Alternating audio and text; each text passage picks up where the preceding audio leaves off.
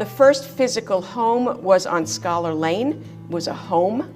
And I always thought that was so cool because we were in a house and it was like home and it's where you went for home. And the rabbi was very much grandfatherly kind of guy. But I know from the moment we were in Scholar Lane, the thought was to build a sanctuary. And then the temple purchased the property here at 100 Hapog Road approximately 50 years ago, but others may know the dates a little bit better. They started small and they built small, and over the years this building has grown and grown and grown. It actually grew in 3 sections. What we now call the youth lounge on the other end of the building was at first the sanctuary. I think the next piece that was added were the classrooms. This sanctuary where I'm sitting was built, I believe, in the early 80s. And the classrooms, I think, although we used them for religious school, our claim to fame in the classrooms was nursery school. The nursery school, as it was called then, many years ago, was the place to be with a young child. People would get up at 4 o'clock in the morning to get online to register for a spot in the nursery school. That's how popular it was.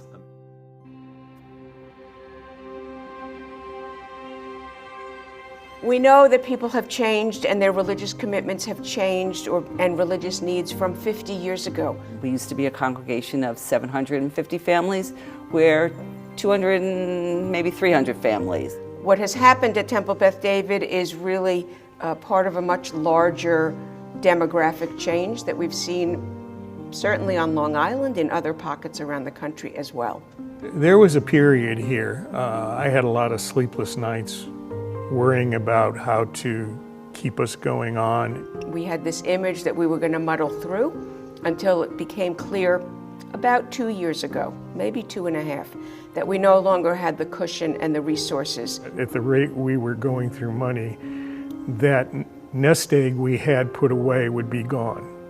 And when it was gone, we were gone.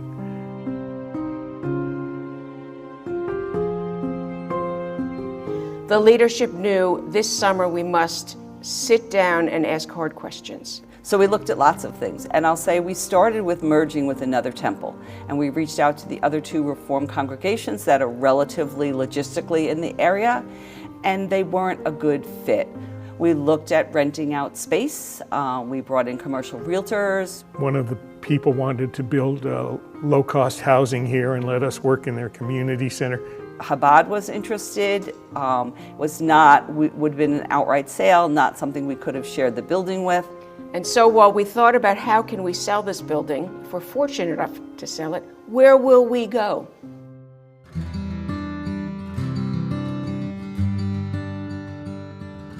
Rabbi Klafter was talking to the people next door, and they were looking for a place to buy. On May 21st of last year, because I remember specifically, I reached out to not yet my friend, but my colleague next door, Nicole Wiedenbaum, who is the executive director of the school next door. And she came over and we had met a handful of times, and I said, this is kind of just us talking. We have a problem here at TBD and we're looking to sell our building. Having been next door for a really long time, we actually have been growing out of the building that we're in. We do lease most of the space on the 2nd floor of the Suffolk Y JCC for our adult program, and we were looking for more space for some other programs. There's a great need, and we do have a big waiting list.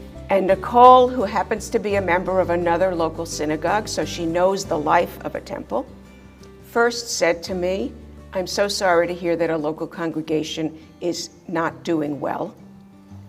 And 2, and I remember sitting with her in my office, she looked around, she said, we would love this building. We had a 20-year relationship as neighbors, and although it's a very different relationship to be roommates than neighbors, I think we both felt that it was the perfect match.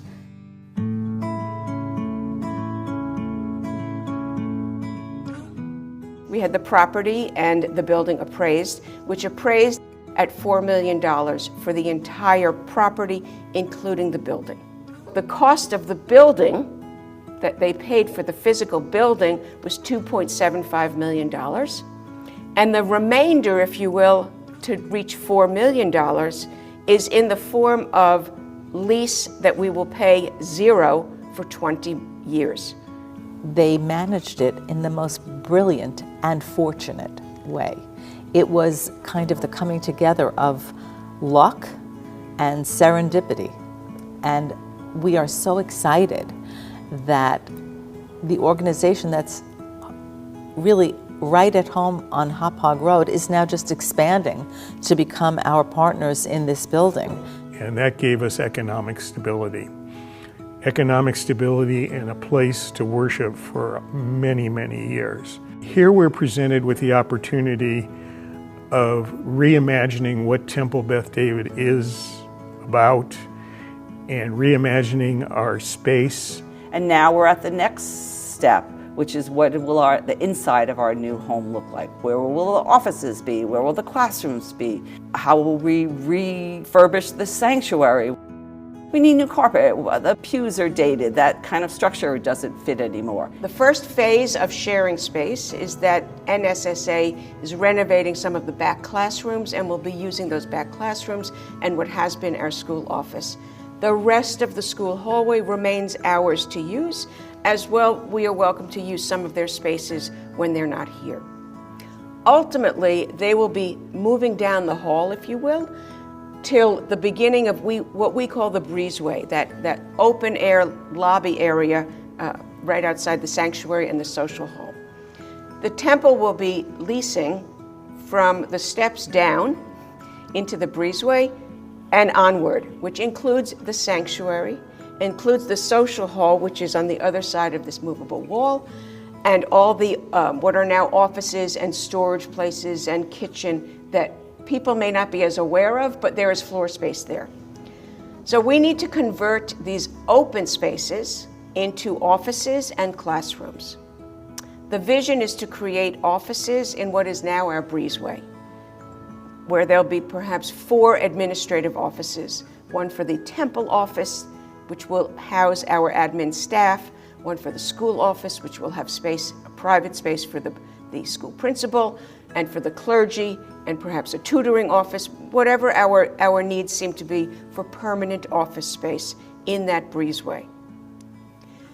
The sanctuary, the main thing that's going to happen sooner than later is that we will remove the permanent pews, which is not required because of this transaction, but it's the opportunity to make that change, which is what most sanctuaries in our movement are doing. So there's more flexibility for worship. There's more of an opportunity to be more intimate.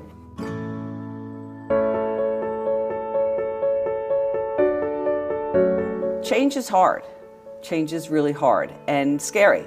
And we were in a scary place, and people were concerned. It's a win-win, as we say. We are blessed that we can share our space, which is actually now their space, but they are the most gracious partners. I would offer that the congregation is actually going to be stronger than ever because we are now operating in a more realistic way. We're operating in a way that's sustainable. We are reimagining ourselves to be the temple that fits the world we are in 2025 and beyond. We're here. We're here for the foreseeable future. We made it work. The future for our temple is bright. We're going to be doing a lot of new things. We're going to keep our traditions and our common practices. And you'll recognize Temple Beth David, and you're going to love it even more.